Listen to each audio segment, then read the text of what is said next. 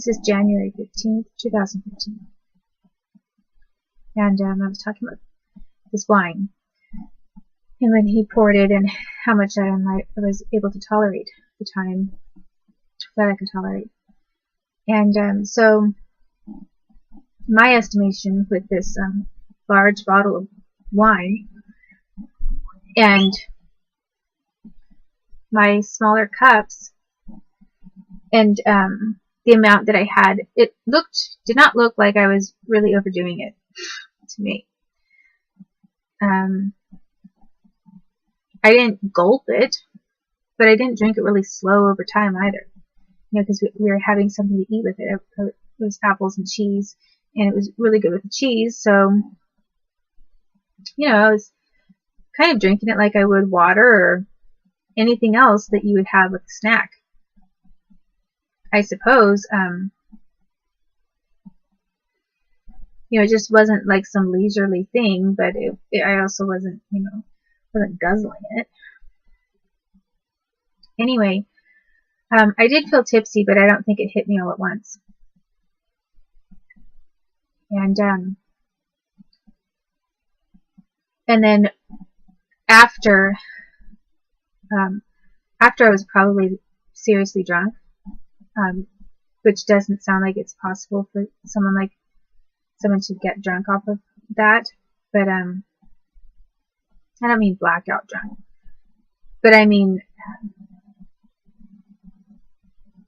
for me, probably incapacitated in some way.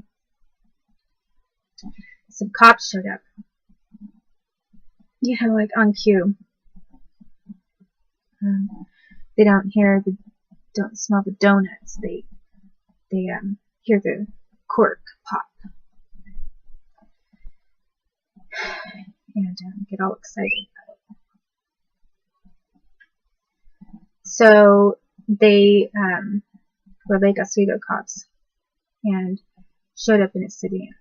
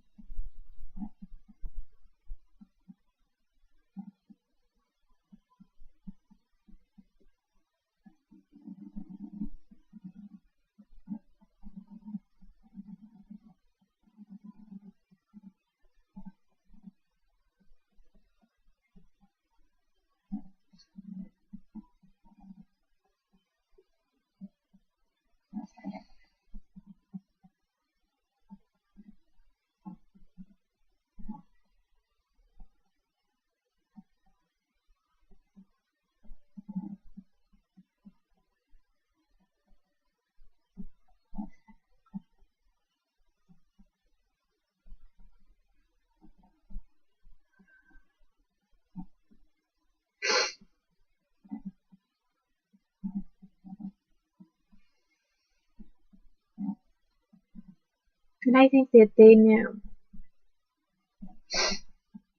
exactly what was going to happen. And they looked pretty excited about it. And Josh told me to stay there on the deck, on the dock. And the cops said, well, we came over because the park's closed at dusk or whatever. And they knew Josh. They knew who he was. I could tell by their interaction between Josh and those Lake Oswego cops that they all knew each other. And the way that they were smirking and nodding with each other and smiling, and really kind of looked like they had planned to meet there. And then they asked him, is everything okay? And he said, oh yeah, and started talking to him, and they all had big smiles. And then they saw me because I didn't stay where he told me to stay, and I kind of came up from this path that led down to the docks, and you have to walk back up the path to get to the parking lot where these cars were. So they didn't see me right away. And I saw them. I saw them exchanging smirks and looking to me that they knew each other.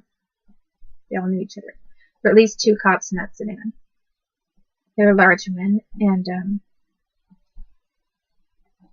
then I was kind of coming up from behind Josh, and could mostly see the cops' faces. I couldn't see Josh's expression because his back's to me. But from just the cop's expression, I could tell that something weird was going on. And I just tried to pass that off too. It was like, well, you know, cops think it's amusing when they think someone's dating someone and they're caught out at a park when it's dusk. You know, I'm sure they're really not getting anything out of this. You know, don't imagine things. And so they basically they said, "Are you okay? Everything fine?" And they looked at me, and I said, and I just nodded, and because I wasn't really sure why they were there, and then they said, "Okay, well, have a good night," or something like that, and then they left. But I've seen cops so many times in so many different kinds of situations, and wasn't the first time that cops ever showed up to say, you know, you're not supposed to be in a certain area at a certain time, or hey, you guys getting close to the park curfew, or whatever. I mean, you know, that's a routine thing that cops have to do all the time, and sometimes people don't realize the time and they remind them of whatever.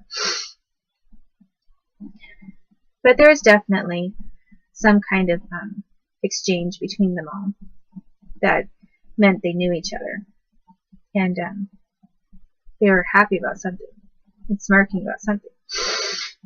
So anyway, then Josh said, well,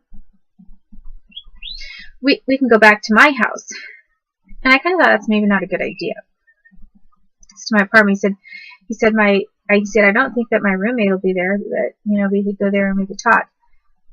I didn't really think it was the best idea, but I wasn't in a lot of situations where I definitely never thought my having a glass of wine and then going to someone's house doesn't mean I'm having sex with them. I never, ever equated that. If I had wine cooler for my birthday, it was with a group of people, men and women, and you know, we all hung out. Nobody was doing anything physical. You know, why should I equate just having a little bit of wine with any kind of sex or anything like that? And or anything potentially dangerous. Although I did kind of sense that something was, I shouldn't go. But I was actually getting really tired of not having friends. You know, who were my friends? Okay, Holly was my friend, right? I lived with Holly. Yeah, government kid. You know, right? She's a real friend. But I'm thinking to myself, okay, well, she's one of the closer friends that I have right now. Yet she was always doing things with her other friends that were probably other government people. And I asked her sometimes to do things with me, and she didn't want to. She had always something else to do. And, you know, I knew Josh because I worked there with him, and he was one of the few English-speaking tutors that I worked with. So it wasn't like I just picked him out among all the different tutors. He was like the only other English-speaking tutor I worked with. And, you know, I wanted to hang out with people, be social a little bit. I took full-time classes. I also worked. And I went to church. And I, you know, wanted to have some social time too. So I just thought, well, don't really feel like being by myself, going home and reading a book or watching a movie. So I guess I'll go over there and maybe we can talk and whatever. So I went over there, and it was getting a little cold. And then, you know, he drove there. And it was really close to the school, to PCC. It's just off of Terwilliger Boulevard. And so we went into this apartment and then talked. And I really don't remember doing that much talking. And I don't remember if I had more wine. I don't think I had more wine, actually. I think that the bottle of wine was pretty much gone by the time we were there. I don't remember if he said, "Do you want a different kind of drink?" and he introduced it to me or not. I only remember actually having maybe these 2 glasses of wine. And that was it. So, then then my guard was down. You know, it was one of these things that, and for whatever reason, in the United States, when they were using liquor at different times, sometimes they used red wine. When I was a kid. And so then I let him kiss me. And then I thought, okay, well, I'll make out a little bit, like consensually. But I told him, I said to him, actually, when we were on the deck still, before I even accepted going to his house, I said, well, first I want you to know I'm a virgin and I am not going to have sex with you because I'm saving that for marriage. And I don't want you to think that if I go to your house or to your apartment that this means that that I want to do something sexual with you at all. Because maybe we could kiss a little bit or something like that, but I don't want to do anything else. And I just want you to know that right from the start, so you know what my standards are. And he said, yeah, I understand. Okay. And so then so I had expressed that before I even got into the car with him. Then we were at his apartment, and it kind of started kissing him a little bit, and then I thought, well, you know, I want to make it clear again that I don't want to have sex. Well, the next thing I knew, all of a sudden, I was